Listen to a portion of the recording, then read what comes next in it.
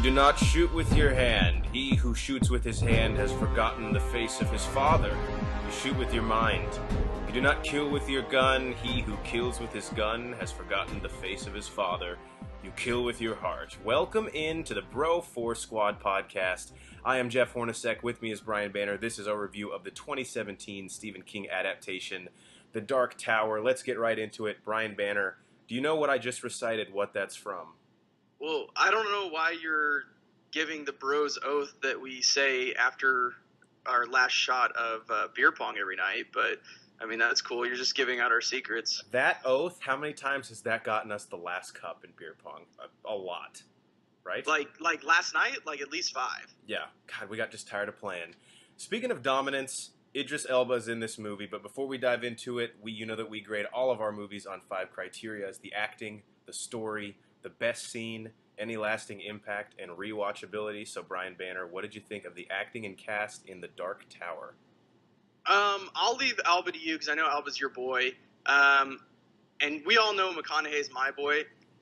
But, guys, I don't want to say he mailed it in because that might be a little nice. He was terrible in this.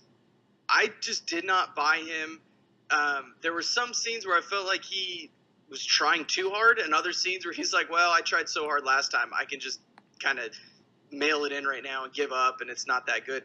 I just didn't buy the fact that he was this super bad guy, and his relationship with Elba's character, Walter and Roland, I didn't understand their dynamic. They just didn't have a good chemistry. Now, good chemistry, though, Roland and Jake Chambers, which was, what's that kid's name? Whatever that kid's name. Tom Taylor. Tom Taylor. They were fantastic together. Totally bought their relationship. They actually developed them into a little partnership there. I think this kid's got a real good future, or a bright future coming up. Yeah, if you have an actor fantasy league and it's a keeper league, I would take Tom Taylor in the 15th and stash him away, because that's a name to keep in mind. Real quick, touching on your point on McConaughey, this is the first time I can remember in a serious role of his where he just did not have that gravitas, where when he was on screen, you weren't like, everybody shut up, it's Matthew McConaughey. He just seemed a little out of his element. Maybe it was because it was more of a science fiction type film that he hasn't done before. It was a little weird. I'm not going to lie to you. Idris Elba, again, just incredible on-screen presence and charisma. And in this movie as Roland, him and Jake, I mean, a lot of times there's 2 ways things can go when a preliminary or predominantly just great actor has to act alongside a kid. It can either look really bad for the kid, or it can bring the actor down if things aren't working out. Neither happened here, and like you said, their chemistry was what actually helped get me through this movie, because I think it was the best on-screen relationship we saw the whole time. All right, second, on to the story and plot. Now, Banner, you had read the Gunslinger book prior to coming into this, so you had a little bit of background in the series, and were actually what got me to go see it. What were your thoughts on the story as it was adapted to this movie?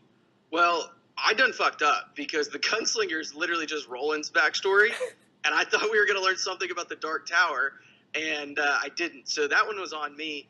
But the movie itself, it was setting up these worlds, but it didn't really set them up. I still don't know what the Dark Tower is, other than it's this giant-ass tower in the middle of a circle that's protecting multiple worlds from the universe that has monsters. Or is like a giant tarantula? The Dark Tower is like the drunk girl's friend who like doesn't let her fall down the stairs. It like protects us from, us. Yeah, I guess. But then you have McConaughey who's trying to bring that down. Why he's bringing that down, there was no motivation behind that other than he was just being a douche, I guess.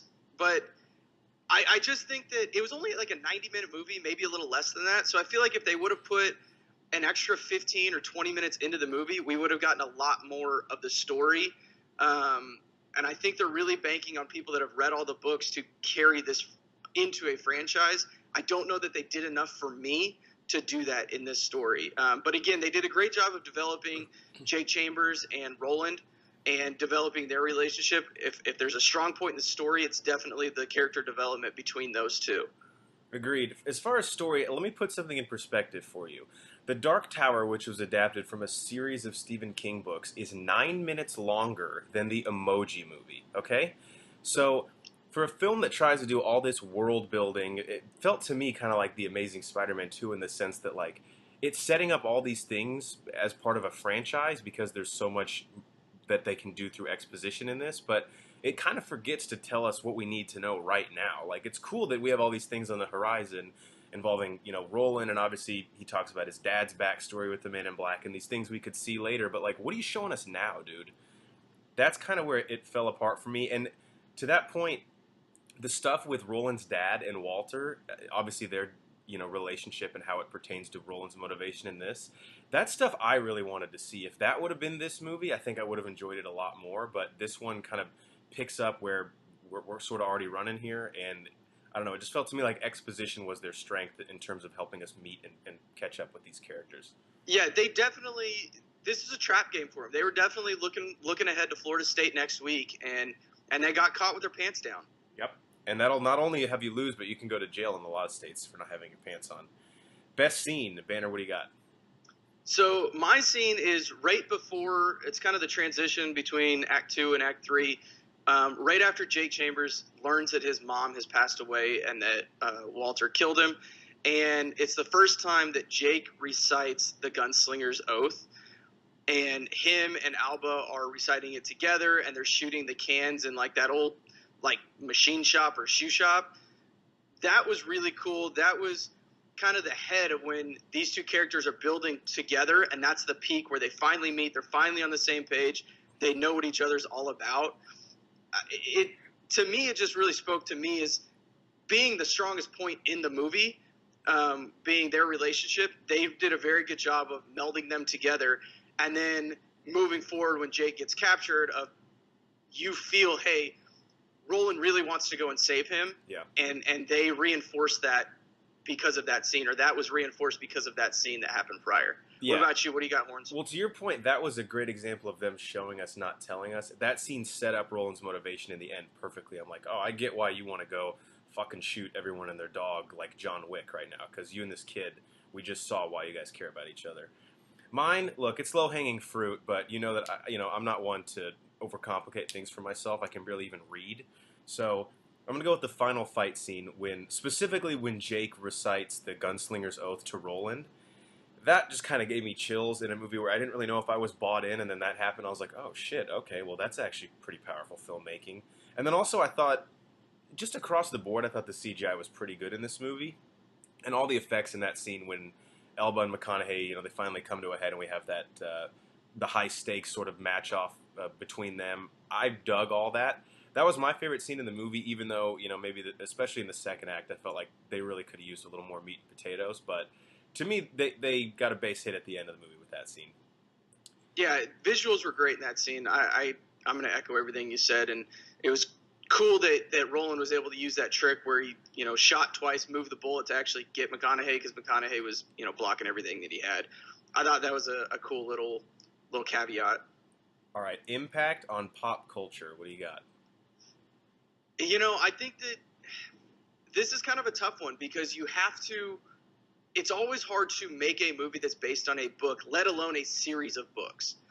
And I think we kind of said it earlier where – they were setting all this stuff up for future things. They really forgot to tell us what we needed to know to get us there, to buy us into this movie. And this is the one that everything else has to build on, which I think all the elements are there. The problem is the society buying into the fact that this is a good movie and that I want more of this. I don't know. Yeah, for me, this isn't really so much about this movie, but it shows me that Stephen King's probably going to go 1 for 2 this year, and the hit is not going to be this. It's going to be it if he knocks it out of the park. I think this is something I'll get into in rewatchability later, but a lot of times when you adapt books into film, specifically a series of books, and you're sort of trying to do an amalgamation of a couple of them, it's difficult because the reason books work is they can take their time with things like character development and then have to rely on exposition. This one basically had to hit us like we're 2 beers in when this thing starts and we already need to party, whereas I kind of wanted a pregame with these characters. You know what I'm saying? 100%. That's a great analogy. All right, our last one, rewatchability. Is this a movie you're going to watch again in theaters, on TV? You're going to buy the laser disc? Probably not. Let's be honest. Now, if they come out and are say, hey, we're going to make a sequel to this, I'll watch the first one before I go into the sequel, just because that's what I like to do. If it's on TV, if it's one of the two best scenes that we just talked about, I'll probably watch it. Other than that, I'm flipping over to Amazing Spider-Man 2. Well, that's a lose-lose if you ask me. But for me, rewatchability, I'm not going to watch this movie again, but they might still get some of my money. At least Stephen King will, because I'm kind of interested to go back and read these books. I hadn't read them before this. I know you had read The Gunslinger and told me to go see the movie, but I am kind of interested in reading these books now. And I am a Stephen King fan. I loved The Shining. 1408 was really good. And I don't know, I feel like this is a movie, when I see it on screen, I'm like, there's something here, and I think it might just be better in the Stephen King novel. So that's where I think they got me. All right, guys, we have been the Bro Force Squad. Thanks for checking us out for our Dark Tower review. For the mad scientist, Brian Banner, I am Jeff Hornacek. Be sure to check us out on all of our platforms, broforcesquad.com. Give us a like on Facebook, Bro Force Squad Podcast. Subscribe to us on YouTube and iTunes. That's Bro Force Squad, 3 words. Leave us a 5-star review if you could. And don't forget to follow us on Twitter at Bro Force Squad. If you'll excuse us, we have to go protect this big pole in Brian's neighborhood that apparently is going to keep interdimensional demons from entering us. So, It's actually a light